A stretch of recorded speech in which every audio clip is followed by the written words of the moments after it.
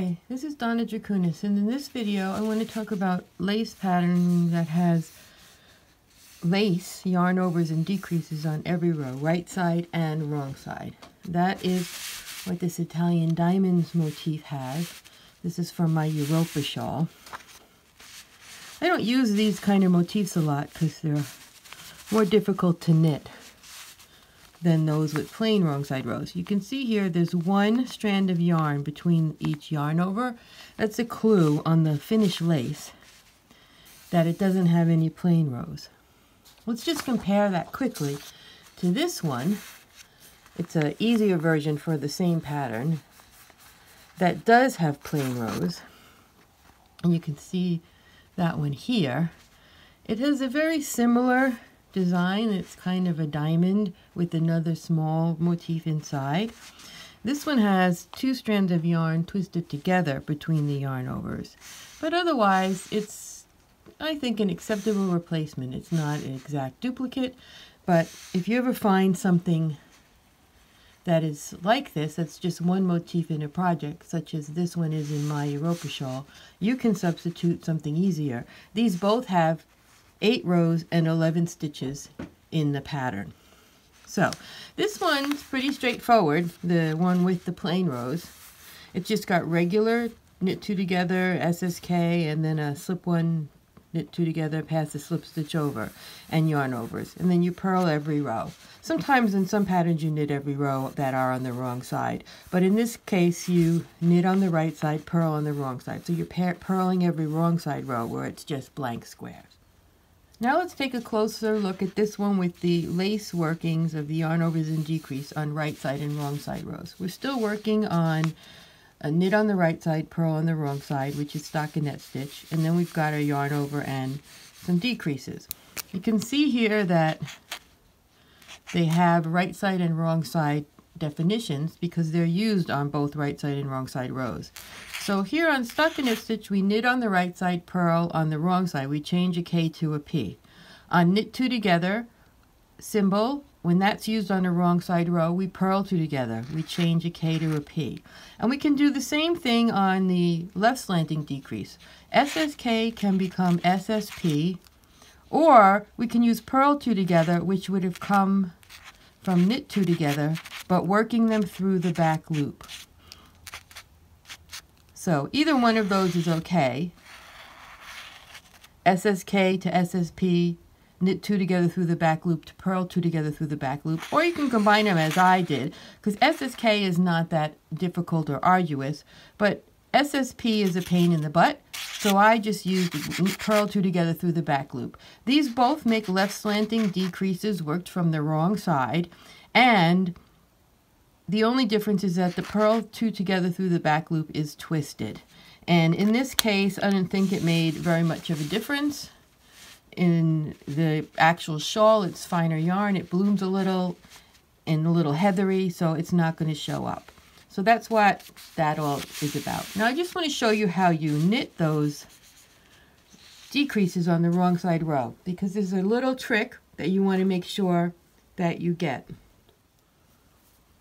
So here I have a swatch, and I've already started this chart. I've done rows 1 and 2, and you can see here that rows 2 yarn overs on row 1 are right here, and the 2 yarn overs on row 2 are still on the needle because I haven't worked into them yet. So I'm going to do the next right side row, which is row 3, and that's pretty easy because it's a right side row. So we start on this side and we're working from right to left, just as we do on our knitting. So I've got a little selvage on mine, so I'm going to knit these 3 edge stitches.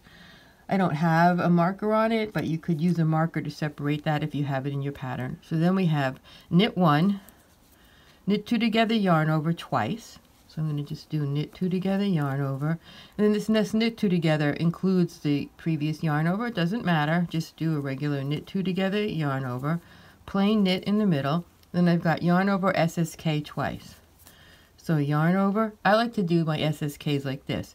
Go into the first stitch as if to knit, and then go into the back of the second stitch and finish it off. That just saves a little step. Anyway, yarn over, SSK again, go into the front of the first stitch as if to knit, go into the back of the second stitch, and then knit them together. Or you can do SSK your regular way, however you do it. Knit one, and then my edge stitches. Okay, so that was pretty easy, right? So that's just a right side row. You can see the pattern is growing. Now I'm going to go across and show you this wrong side row, so I can show you how to work the decreases when you're going back the other way. Okay, again, I'm going to start with my selvage little garter stitch edge I have on my swatch. That's not part of the chart.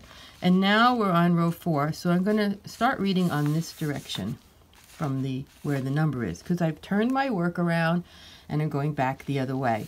That's what I do on the chart too. I go up here, turn around, go back the other way. So this is a knit 2 together through the back loop, or SSK symbol. It slants to the left. So remember I said I'm going to do SSK as purl 2 together through the back loop. All right, so what I'm going to do is my yarn is to come to the front because I'm going to purl, and I stick this right hand needle into the back of those 2 stitches from left to right. So I have to go kind of behind it and pop them through like that. It's a pain in the neck. It's a pain in the neck with any way you do it, but it comes out really nice. This is the worst part of this kind of motif. Okay, so I had purl 2 together through the back, yarn over.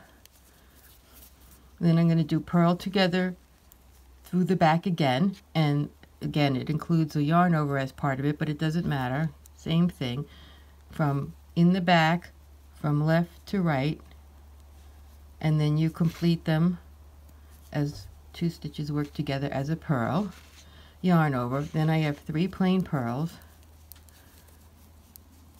Okay, and then I have yarn over, and now this is the knit 2 together symbol. So remember, just change K to P, and I'm just going to purl 2 together. So this part's easy. Yarn over, purl 2 together. That's the end of the chart section, and here I have some edge stitches in my swatch.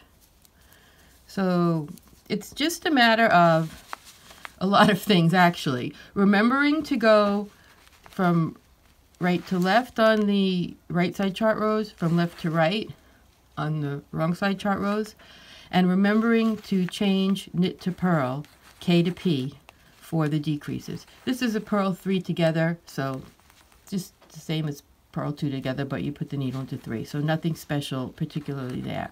Watch out when you see things changing on the chart from one direction to another. That's just a general pay attention, but that's all there is to those decreases on the wrong side. I hope you find that helpful.